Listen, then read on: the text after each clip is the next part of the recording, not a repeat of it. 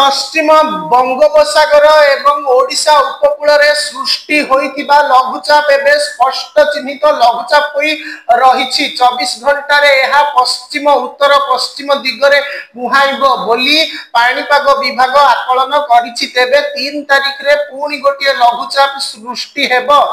एहा विशेष बलुआ हेबनी बोली वरिष्ठ पाणीपाग विशेषज्ञ प्रोफेसर सुरेंद्रनाथ पशुपालक आकलन करिसंती।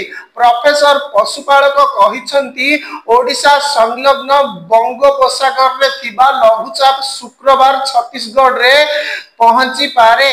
28 तारिख किछि स्थान रे वर्षा होई पारे। 29 तारिख केंद्रीय और उत्तर ओडिशा रे स्वल्प वर्षा होई पारे। 30 तारिख रे उत्तर और पश्चिम ओडिशा 31 रे अधिकांश स्थान रे स्वल्प वर्षा हेबो। किछि स्थान रे मध्यम धरणर अर्थात 35 मिमी पर्यंत वर्षा संभावना अछि।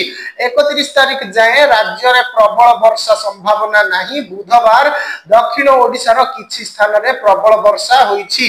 गुरुवार नवरंगपुर कलाहांडी बलांगीर नुआपड़ा और बरगढ़ रो विक्षिप्त स्थान रे अधिक वर्षा हेबो बोली पाणीपाग विभाग पूर्वानुमान करिछि।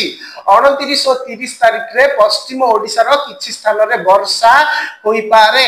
पारोला खेमुंडी रे 18 मिमी, कोरापुट रे 10.2 और भुवनेश्वर रे 12.4 मिमी वर्षा होईछि। 24 घंटा भितरे कोरापुट रे 118.4 मिमी, मालकानगिरी रे 90.6, नवरंगपुर रे 64.4, छत्रपुर रे 45.4, दारिंगीबाड़ी रे 22 और रायगढ़ रे 17 मिमी वर्षा होईछि।